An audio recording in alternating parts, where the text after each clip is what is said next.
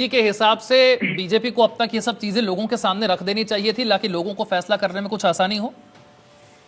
जी बहुत आपका धन्यवाद। ये निश्चित रूप से जो आपने सवाल पूछा है, इससे दो चीजें क्लियर होती है। एक तो आपको प्रत्याशी ढूंढने में मुझे लगता है जद्दोजहद करनी पड़ रही है। दूसरी बड़ी बात कि आपने अब तक जो लिस्ट जारी की उसमें कुछ 13 लोग पुराने हैं, बाकी 16 लोग नए हैं। तो बहुत सारी दिक्कतें भारतीय जनता पार्टी के साथ आ रही है। इन सब चीजों को देखते हुए ऐसा नजर आ रहा है। दूसरी बड़ी बात मैं कहूंगा, अभी कुछ दिन पहले, 1-2 दिन पहले की घटना, मुझे लगता है झुग्गी झोपड़ी वाले मामले पे देश के गृह मंत्री अमित शाह साहब ने बयान दिया था कि मैं पक्की बनवा दूंगा। हमारा एक सवाल है उनसे कि तुगलकाबाद, जनपुरा और नई दिल्ली में जो 3 लाख लोगों को बेघर किया गया था, उनके झुग्गी झोपड़ी तोड़ी गई थी, वो आज तक क्यों नहीं दे पाए आप? 10 साल से आपकी देश की सरकार है। एक आदमी को दिया हो तो हमें नाम उसका बता दीजिए, हम जान जाएंगे।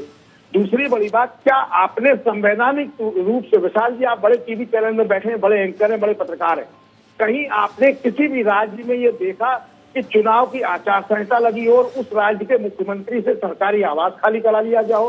देश के यशस्वी प्रधानमंत्री भी उसी आवास में रहे चुनाव के बाद और चुनाव से पहले। आचार संहिता के दौरान क्या उन्होंने खाली किया? नहीं किया। क्या ये संवैधानिक है? चुनाव आयोग की स्थिति जो है, चुनाव आयोग टीएन शेषन के नाम भी चढ़ा हुआ है। टीएन शेषन के नाम से पूरी दुनिया में लोग जानते थे कि देश में चुनाव हो रहा है। क्या आज की तारीख में जितने सवाल चुनाव आयोग को उठाए जा रहे हैं, इससे पहले कभी टीएन शेषन के समय उठाए गए?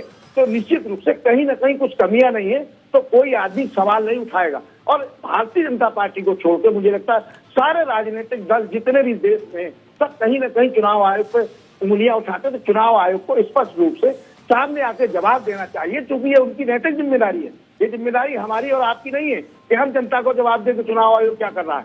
निश्चित रूप से आप अच्छी योजनाएं चला रहे हैं अगर आम आदमी पार्टी के लोग, तो देश के प्रधानमंत्री ने स्वीकार कर लिया, उसमें बहस करने की आवश्यकता ही नहीं है।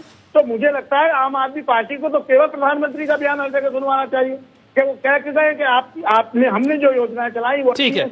सवाल कही है और ज्यादातर ये माना जा रहा है कि भाई कैंडिडेट्स को सामने